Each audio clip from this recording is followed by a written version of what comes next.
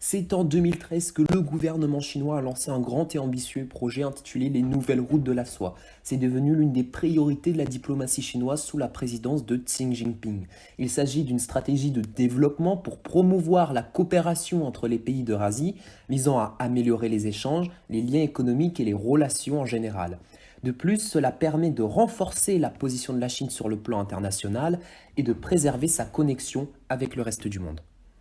Donc la première question fondamentale qu'il faut se poser pour que tout le monde ait les bases et comprenne les enjeux, c'est qu'est-ce que la Chine du 21e siècle? Alors on va commencer par un peu de géographie et beaucoup de chiffres pour vous dire que la Chine est un très très grand pays. Elle comptabilisait en 2020 une population de plus d'1,3 milliard d'habitants, inégalement répartis dans le pays, surtout dans les villes côtières de l'Est où est concentrée à peu près 80% de l'activité économique. Je pense notamment à Pékin, à Shanghai, Hong Kong et finalement toutes ces grandes métropoles chinoises. C'est un territoire qui s'étend sur plus de 9 600 000 km², ce qui en fait le troisième ou quatrième plus grand pays du monde, composé de paysages variés, mais de plus en plus désertiques si on s'enfonce dans la moitié occidentale. Maintenant, au niveau politique, alors on pourrait débattre des heures sur la situation politique en Chine, mais on pourrait dire qu'elle fait partie de ces grandes démocraties autoritaires avec des codes et des valeurs qui lui sont propres, incarnées par un parti unique, le Parti communiste chinois, qui reste incontournable si vous voulez réussir dans les affaires ou tout simplement vous élever au sein de cette société. Donc aujourd'hui, on fait un constat beaucoup plus global, c'est que toutes les grandes puissances qui dictent un peu leur hégémonie dans le monde ont un patron, ont un chef d'orchestre. On parle de Poutine en Russie, de Donald Trump aux États-Unis, et vous avez ici peut-être l'un des hommes les plus redoutables au monde, Xi Jinping, président de la République populaire de Chine. Ce qui nous fait penser à notre situation en Europe, on a un vrai problème de représentativité, ce qui nous empêche de nous imposer sur la scène internationale. On va parler un peu d'économie. Alors pendant longtemps, la stratégie chinoise en matière économique, ça a été notamment en rachetant des entreprises européennes, d'acquérir, de s'approprier des technologies pour les améliorer puis les déployer. Cette manière de faire a beaucoup été critiquée, mais lorsqu'on regarde sur une période plus large de l'histoire, on remarque que tous les empires ont copié sur les empires précédents. Les Américains l'ont fait, les Anglais l'ont fait, on peut même remonter jusqu'aux Romains, c'est presque devenu un phénomène naturel chez l'homme. La deuxième question fondamentale qu'on s'est posée, c'est quels sont les indicateurs qui montrent que la Chine est en croissance, que la Chine est en développement. Alors, on a pris l'indicateur le plus connu, le PIB, le produit intérieur brut. On voit l'Inde, la Russie et le Brésil qui stagnent, qui restent sur cette espèce de corridor. Le Japon qui, lui, est bien placé mais n'a jamais eu ce sursaut économique que connaît la Chine aujourd'hui. Et la Chine, évidemment, qui, on le voit, joue de plus en plus dans la cour des grands pour aller, dans quelques années, atteindre le niveau des États-Unis et de l'Europe. Ça va peut-être étonner certains, il y a la consommation d'électricité. Pourquoi? Puisque c'est un indicateur avancé. Tous les pays qui se développent mettent leur production, leur consommation d'électricité au cœur de leur politique économique. Petit exemple, le premier EPR qui fonctionne dans le monde, pour ceux qui ne savent pas, un EPR, c'est une centrale nucléaire de nouvelle génération. Le premier EPR qui fonctionne dans le monde, il n'est pas en Europe, il n'est pas aux États-Unis, il est en Chine. Et c'est une technologie très compliquée à mettre en place. Le phénomène qu'on a vu apparaître ces dernières années, c'est l'augmentation des salaires de la classe moyenne chinoise. Alors pour vous donner une petite idée, la classe moyenne chinoise, c'est celle qui achète des BMW aujourd'hui. Ce sont des gens qui aiment exposer leur réussite. Qui dit augmentation des salaires, dit on doit gagner en compétitivité en investissant dans les nouvelles technologies. Les Américains et les Chinois l'ont très bien compris, ils investissent dès aujourd'hui des dizaines de milliards de dollars dans l'intelligence artificielle. Soit on est dans le monde, soit on est à l'extérieur du monde, l'Europe est en dehors de tout ça. Une ascension fulgurante. Pourquoi je vous dis ça? Car cette histoire a peut-être déjà été écrite. Effectivement, en 2013, lors de l'annonce des nouvelles routes de la soie par le président Xi Jinping, le monde entier disait que c'était un projet absolument titanesque. On n'avait jamais vu ça auparavant. Mais on a remarqué que c'était seulement la face visible de l'iceberg et que cette stratégie a été imaginée, a été planifiée il y a bien longtemps, en 1949 par Mao, qu'il a appelé le marathon de 100 ans. C'est une affaire dont on n'avait jamais entendu parler avant, qui se base sur un constat très simple. La Chine a régné sur une partie du monde pendant des millénaires. À part ces 200 dernières années, on a vu le leadership américain s'imposer, le but étant de renverser la table et de redevenir en quelque sorte les maîtres du monde. Dans son discours, Xi Jinping est très clair, il veut faire de la Chine la première puissance mondiale d'ici 2049. Et je ne veux pas faire flipper tout le monde, mais c'est une réalité. Nous sommes en train de le vivre en ce moment même. Quand on se questionne sur qu'est-ce que la Chine d'aujourd'hui, on voit qu'ils sont leaders dans les nouvelles technologies, dans la 5G, les batteries, l'intelligence artificielle. Ce sont des gens qui pensent dans les 100 prochaines années. C'est du très long terme. Donc qu'est-ce que sont les nouvelles routes de la soie? Les nouvelles routes de la soie, qui sont aussi appelées ceintures de route, constituent un projet de très grande envergure visant à relier la Chine à toutes les autres économies, notamment par la construction massive d'infrastructures comme des voies ferrées, des aéroports, des ports ainsi que des autoroutes. Elle vise à relier par voie terrestre la Chine jusqu'à l'Europe via l'Asie centrale, mais également par voie maritime via l'océan Indien. Elle se manifeste principalement par des investissements chinois pharaoniques, estimés à plus de 1000 milliards de dollars, dans les infrastructures des pays que ces routes traversent. L'objectif étant d'ouvrir deux grandes voies, notamment terrestres, avec un axe routier de 10 000 km, ainsi que le plus grand réseau TGV du monde, avec 20 000 km de rails. Mais cette ambition chinoise presque sans limite suscite autant d'enthousiasme que d'inquiétude.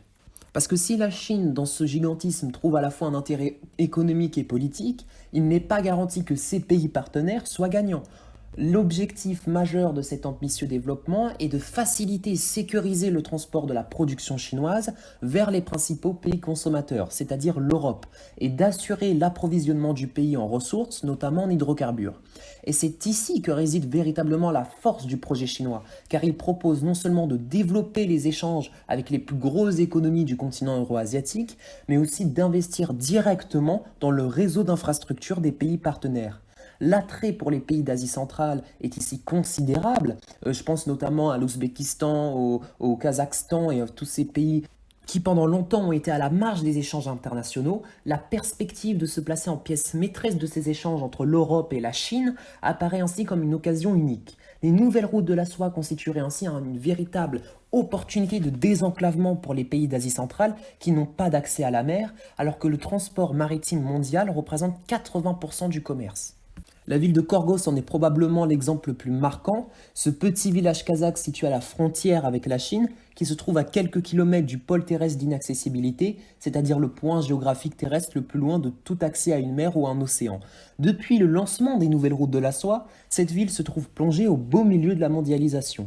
En effet, Korgos est devenu l'un des ports secs les plus stratégiques au monde, car c'est un lieu de transbordement des marchandises entre les trains chinois et ceux circulant sur les rails des pays de l'ex-URSS, car l'intervalle entre ceux-ci y étant différent. Enfin, les nouvelles routes de la soie ne constituent donc pas qu'une vision personnelle de Xi Jinping, mais il s'inscrit dans la grande tradition de planification du Parti communiste chinois, même si la réussite de ce projet augmenterait son prestige. L'ouverture de ces nouvelles voies commerciales représente pour les pays d'Asie centrale une opportunité unique de sortir de leur enclavement géographique et de se diversifier avant d'arriver à épuisement de leurs ressources fossiles. Cependant, le cadeau fait par la Chine est un peu trop beau pour être vrai et pourrait vite se retourner contre ses destinataires s'il s'avère empoisonné.